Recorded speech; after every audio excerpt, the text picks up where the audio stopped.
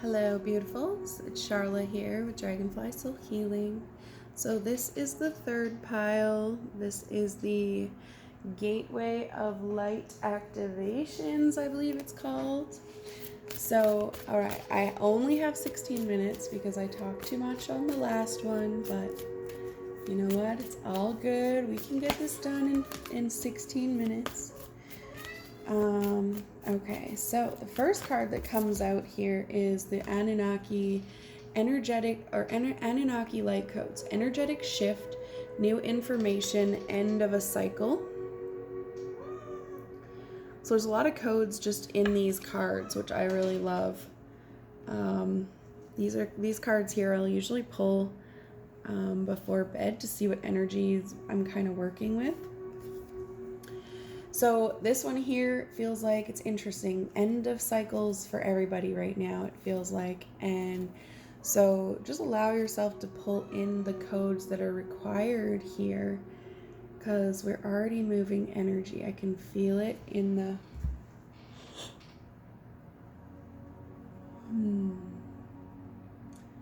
So it feels like we've been doing lots of work, this group here, this pile. And so now we're kind of ready for some upgrades and some shifts. So we're just gonna pull some codes through here for a second. I just want you taking in those codes before I pull this next card forward. But the ancestral realm came out. It says karmic release, healing the lineage and boundaries. It's interesting because I was talking about the ancestral line a bit in the last one, kind of talking about... No, which one did I do the womb? Fuck, I don't know. Maybe I talked about it in both of them. Who knows anymore? Like, I literally just finished them and I already can't remember. That's how those were good ones. Anyways, okay. I'm still moving stuff in the body. It's why I'm still just kind of rambling over here. Okay, so we're healing a lot of stuff in this family line, and that's what I'm moving in that field. Instantly is like all this stuff that you've worked on in the family line that's ready to go. We're just calling it all forth at this time. All the cords, all the contracts, any vows, curses, all the things. We're just releasing it and really healing that and shifting those DNA structures. So this is that next card, the ancestral realm. This to me is that DNA. I just got codex about some DNA structures in a session I had this morning, and it was kind of the motivator that got me working. The Lemurian seed codes, embracing sensitivity, uniqueness, living with grace. It's interesting because there's been a lot of Lemurian stuff come up recently, and there's a lot of healing that needs to be done from that time frame, as well as it was a beautiful time itself before the hijackings come in. So we're just gonna do a little bit of work. Interesting, I'm doing a lot more work in the fields in this reading rather than... But I mean, the deck literally is called the Activation. Activations deck. So we're moving some big shit here. So it does make sense that we're doing a lot more work in the field. Kind of like if you're drawn to this, you've probably already had some kind of work done through the ethers here. Okay, so again, that card, that crystal feels like it's got codes. So while you're sitting there looking at that, just take in those codes that it holds. A lot of like indigestion-y energy, like, and a lot...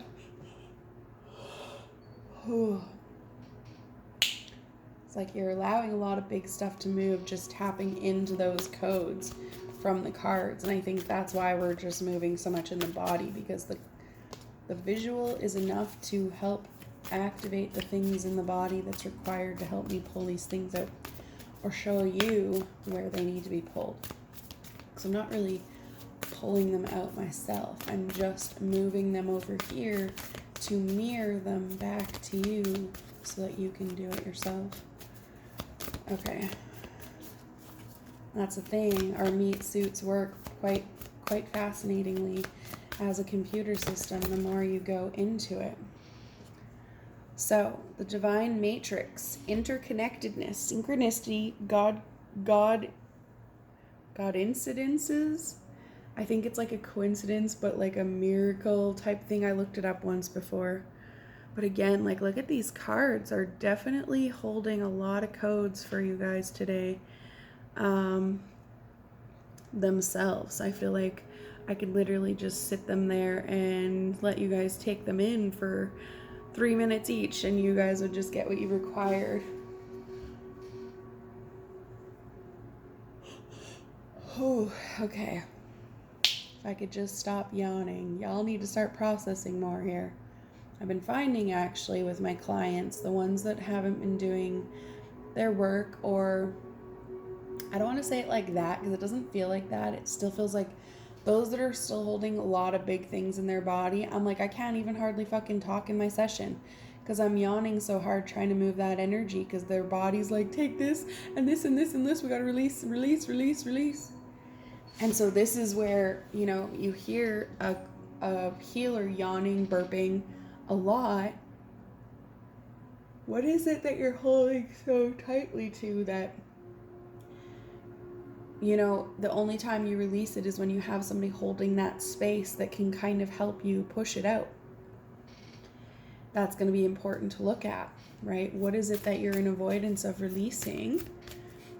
And where do you hold this belief that you can't do it yourself? Because I was like that too before. Especially when I first started this quantum realm, I was just like, I need help. And I was booking so many sessions that, you know, like at the time, the universe kept making sure I had the money. So I was like, see, obviously I need it. The universe made sure I had the money. And in some ways I did require it at that time, but had I just believed in myself a little bit more, I could have pulled a lot of that shit out myself and I wouldn't have had to spend as much money as I did. But the Venusian Galactic Council, star being guides, answer the call, time to shine. It's fascinating. So you've got the Anunnaki, the Lemurian, and now the Venusian. So Venus code. Oh, okay, so let's send through some activations here, because damn if I gotta fucking yawn this whole session for serious. Dia moria and dieske shitu moya dia and the miaske shitu tremaya kishian dia maya kian de mayan dia ai me iski dia maria smoyashke.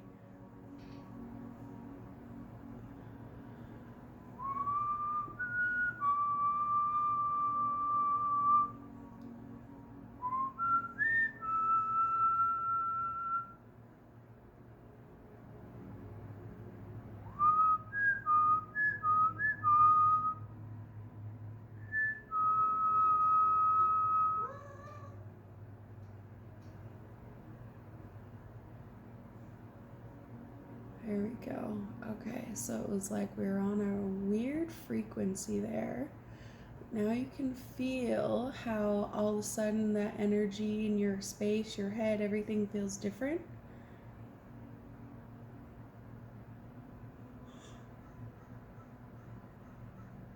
Still yawning.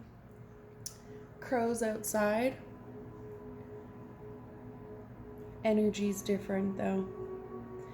We do have the higher heart activation at the bottom of the deck now. It says dropping shields, divine love, your heart is healed. And the Venus energy is about love and finances. And so there's that energy of that love coming through. And this card looks a lot like that last one, that portal. And so it's allowing ourselves to go deeper and opening ourselves up and allowing that new energy to come forward. That pink, surrounding yourself in a pink bubble and just like feeling that energy of love for self. So maybe just let's do that right now because it feels important. So we're just going to close our eyes for a second. And I want you to visualize a pink bubble around you. It's translucent so you can still see through it. But it doesn't allow any negativity to come through it. So like a mirror, it bounces that stuff back to the people with consciousness attached to allow them to see their own shit. It's not yours. Let's just hold that container. And the more we stand in this bubble of unconditional love and acceptance, the more is reflected to everybody else to see it in themselves.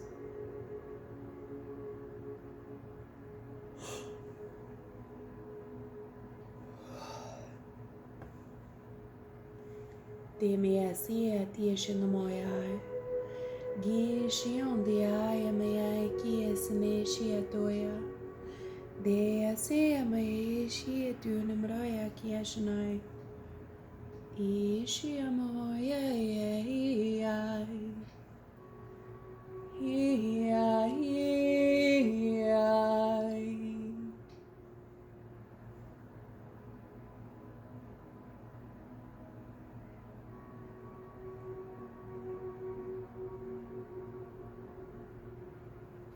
The next card at the bottom of the deck here says Order of Melchizedek. Melchizedek. Just call it what it is. Embraced by light. Mission uncovered. Don't give up. And so here's those activations coming in. Just another set. But you see it anchoring all the way down into this water here, right? So allowing yourself to transmute anything through that physical body, through that soul, all the way down into the water, down to the core of the earth, back up and into that heart, back into that heart space, right? Back into this heart space so that we can expand that energy frequency and really start stepping into your mission. There's so many important things coming forward over the next 6-8 months. And the Akashic Stargate card here shows, it says, no wrong path, right? And so you're at this place where you have a decision to make which direction you're going. No matter where you go, there's a doorway that gets you where you need to be. So there's no wrong choice here. It just depends on how you want to deal with it, what you want to do with these energies. There's those mirrors that I was just talking about, reflecting back, right? It says aligned with purpose, crossroads. So it's like you're at this crossroads of making a decision, but you're aligning yourself with your purpose. And look at this, the Stargate heart. I love how they just like keep working for me here. Heart chakra opening, unlocking generosity. So there's some Merkaba activations there, more heart opening. So we really have to allow ourselves to let go of those walls around the heart so that we can start moving forward. How can we be open to relationships and not just romantic, but all of them if our heart is closed and still has walls? So I'm not saying you got to drop them all today, but you got to start allowing a little bit more in.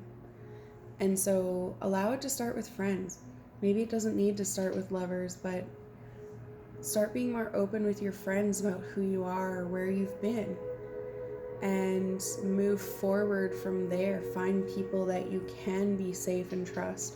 The universe is bringing those people to us right now as long as we are willing to see them. So look around. Who's there for you? Take it in. And yeah, I'm going to leave it there so I don't run out of time here. So I will chat with you guys again soon. Take care.